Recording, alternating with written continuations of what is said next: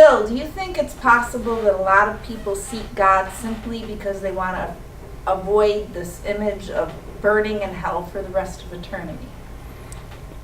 I think hell has been the way it's been popularly presented to people and the way they popularly imagine it has been a very useful tool for scaring the hell out of people, getting people scared into church, into some church organization. And fear has been a great motivator for inauthentic religion. And why do you think people might be so curious about what hell could really be like? I think they would be curious to find out that the concept of hell and even the popular image of hell evolved over a long period of time, and that they would be much more effective in their Christianity or in their religious life, in their human life, if they didn't conceptualize God as a Jehovah the Hutt that's ready to dump you into some torture chamber. He's all loving, but he's got this eternal torture chamber cooked up for you. At the same time, I think there's a benefit in the church keeping the doctrine of hell, which is highly formed and is like a finger pointing at the moon. You know, you point to the moon with your finger and you say moon. Obviously, the finger is not the moon. There's more to the reality than the finger we use to point when we say moon. There's more to the reality of moon than the finger and the sound that says moon. So hell exists as a possibility, right? As a possibility. There's a possibility, because God respects my freedom, that I may reject God. And that would be punishment enough. Is it really punishment? I mean, we talk in terms of rewards and punishments. But those are metaphors, those are analogies. Sometimes ones that outlive some of their usefulness. Hell, the rejecting of God, that's a possibility that exists for all of his free creatures. Does anyone actualize that possibility? The official teaching church does not give us a list of people who are actually in hell. We don't have any canonized list of the damned. And that includes Judas, by the way, and Hitler and others. Hell exists as a possibility, not the popularly imagined hell, but the very scant, very specifically understood church teaching of hell, which itself has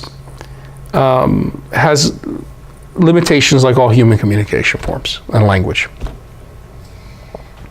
These so-called experiences that people claim that they have, being in hell, witnessing hell, knowing that other people are in hell, seeing what hell looks like.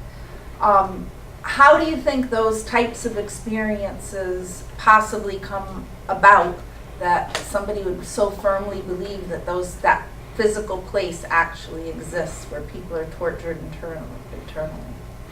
Been some fascinating insights gained through neurobiology, studies in neurobiology and in cultural anthropology, particularly around the subject of alternate states of consciousness experiences, including visions and sky journeys and so forth, places going to other realms in the shamanic tree of life, the axis mundi, the world tree.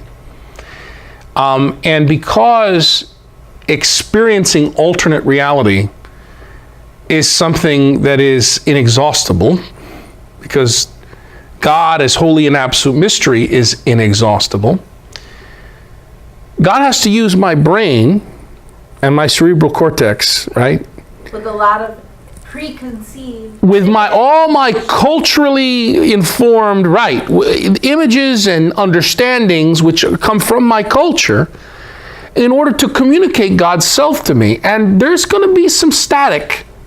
There's going to be some stuff in my brain that's going to get in the way, that will come from my religious tradition, that will come from my culture, for the omni term, the term that can hold it all.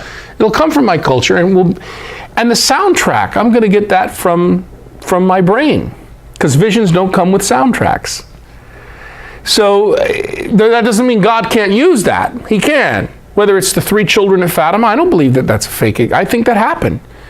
But is that literally what's going on? Or is that there's a really bad situation and these 3 children are gifted and sensitive to the bad situation? And they're frightened to hell about hell because they're living in the pre-Vatican II peasant setting, pre-Vatican Church of Portugal. They're frightened and they're probably experiencing corporal punishment that's pretty severe. And they've got in their brains a lot of cooked up images already provided by the church and culture of their time about hell. And their message isn't really so much about hell as it is about Mary and the saints and Jesus and God and all these, in the communion of the saints, loving us, wanting the best for us, wanting there to be peace, not World War I. And I'm using them as an example. That's an officially approved vision. But there are many people having visions of experiencing heaven and hell. They're always going to be, all these visions are going to be culturally limited. The soundtracks are going to be familiar. Because if God is going to speak to us, isn't God going to communicate to us by language? He's going to have to accommodate. So to the Deuteronomist, God sounds a lot like an Assyrian emperor, because that's what he would know, as the supreme being would sound a lot like the supreme earthly ruler that he knew. He's going to talk in in Assyrian vassal suzerain language, you know. And in the life experience of Hosea, God is going to seem to be like a cuckold, a husband who's been humiliated by his wife that he just can't stop being connected to and stuck to. That's a very different image than the warlord God of Deuteronomy, right?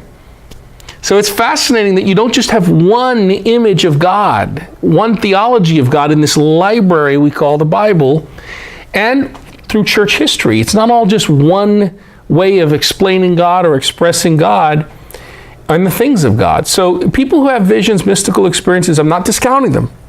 I'm just saying that God meets you where you're at, and your baggage comes along for the ride.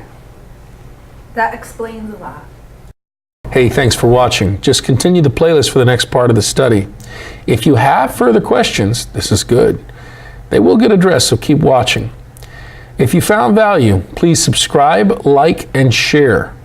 As always, questions, comments, and criticisms are most welcome. God bless you.